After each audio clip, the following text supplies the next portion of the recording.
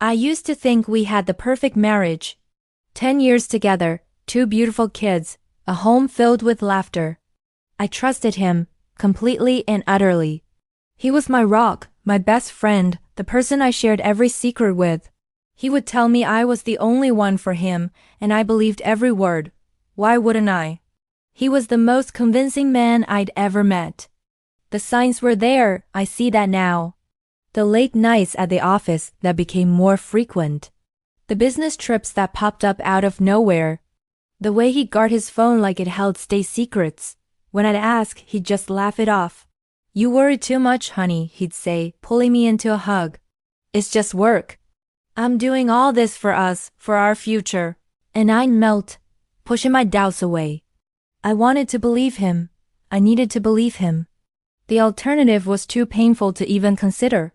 But a small, persistent voice in the back of my mind wouldn't stay quiet. It was a gut feeling, a cold dread that would creep in when I was alone at night.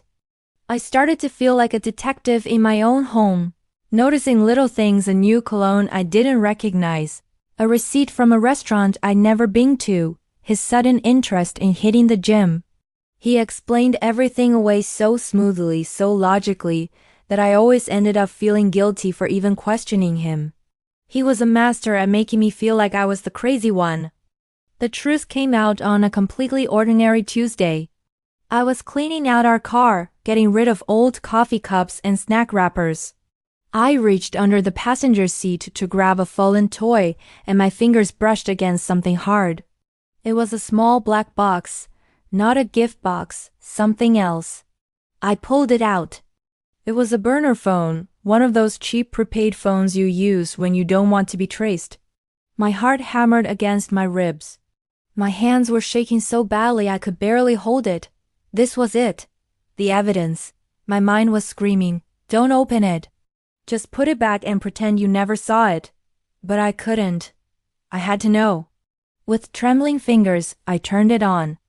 The screen lit up, and there they were, messages. Dozens of them, not just to one person, but to several. The words on the screen blurred through my tears. "Can't wait to see you tonight. I miss your touch. Last night was incredible." Each message was a dagger to my heart. These weren't just messages. They were a chronicle of a secret life he was living, a life that didn't include me or our children. There were photos too. Photos of him with other women, smiling, laughing, looking happier than I'd seen him in years. The man I thought I knew, the man I had built my life with, was a stranger. A liar. He hadn't just cheated. He had orchestrated a complex web of deceit for months, maybe even years. All those late nights, those business trips, it was all a lie. He wasn't working for our future.